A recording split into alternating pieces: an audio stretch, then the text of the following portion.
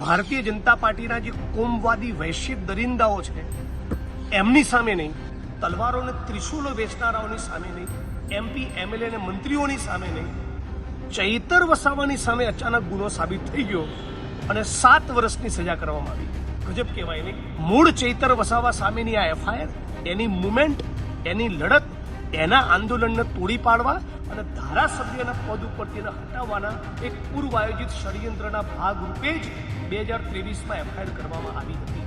પણ આ ચુકાદા સાથે બિલકુલ સહમત નથી અને ભારતીય જનતા પાર્ટીનું આજે જેને કહેવાય નીચ કક્ષાનું જે ચરિત્ર બની ગયું છે કે આખું વિપક્ષ ગમે તે કરીને ખતમ કરો.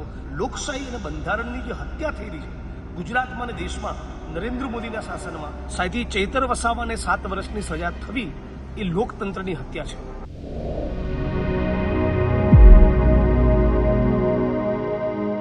નમસ્કાર, તમે જોઈ રહ્યા છો ગુજરાત પ્લસ ન્યૂઝ અને હું છું મમલ. ચેતર વસાવાને 7 વર્ષની જેલ સજા ફટકારવાના ચુકાદા બાદ હવે રાજકીય માહોલ ગરમાયો છે. આ મામલે કોંગ્રેસના નેતા જિગ્નેશ મેવાણી મેદાને આવ્યા છે અને તેમણે આ ચુકાદા સામે અસહમત વ્યક્ત કરી છે.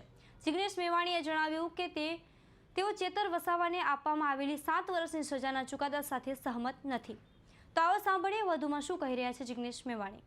2002ના કોમી રમખાણોમાં 2,500 મુસ્લિમોની કત્લેઆમ કરનારા ભારતીય જનતા પાર્ટીના જે કોમવાદી વૈશ્વિક દરિંદાઓ છે એમની સામે નહીં, નકલી એન્કાઉન્ટર કરી બેગુનાહોના ખૂન રેડનારા ફરજી એન્કાઉન્ટર કરનારાઓની સામે નહીં, દેશને હિન્દુ મુસલમાનના નામે વિભાજિત કરી તલવારોને ત્રિશુલો વેચનારાઓની સામે નહીં, કરોડો અરબોના સ્કેમ કરનારા લોકોની સામે નહીં, રિયલ એસ્ટેટ, લેન્ડ અને માઇનિંગના માફિયાઓની સામે નહીં, અતિ કરપ્ટ અને ભ્રષ્ટ ગુજરાત અને દેશના IAS, IPS અધિકારીઓ, MP, MLA અને મંત્રીઓની સામે નહીં, ચૈતર વસાવાની સામે અચાનક ગુનો સાબિત થઈ ગયો અને 7 વર્ષની સજા કરવામાં આવી.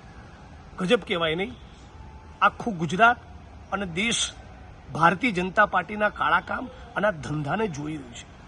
મૂળ ચૈતર વસાવા સામેની આ FIR, એની મુવમેન્ટ, એની લડત, એના આંદોલનને તોડી પાડવા અને ધારાસભ્યના પદ ઉપરથી હટાવવાના એક પૂર્વ આયોજિત ષડયંત્રના ભાગરૂપે જ 2023માં FIR કરવામાં આવી હતી.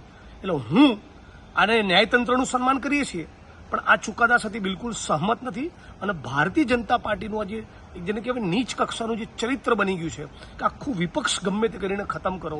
મને પણ આસામની જેલમાં નાખ્યો હતો, મહિલા પોલીસના બાજુમાં બેસાડી એની જોડે છેડતીની મારી પર FIR કરાઈ, વિપક્ષના અનેક નેતાઓને ટાર્ગેટ કરવા. આજે લોકશાહી અને બંધારણની જે હત્યા થઈ રહી છે ગુજરાતમાં અને દેશમાં નરેન્દ્ર મોદીના શાસનમાં, ભાજપના શાસનમાં, એને સમગ્ર ગુજરાત અને દેશે ઓળખવાની જરૂર છે.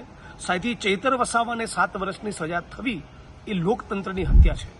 જિગ્નેશ મેવાણીની વાતથી તમે કેટલા સહેમત છો, શું વિચારો છો, કોમેન્ટ કરીને જરૂરથી જણાવજો. અત્યાર માટે બસ આટલું જ. નમસ્કાર.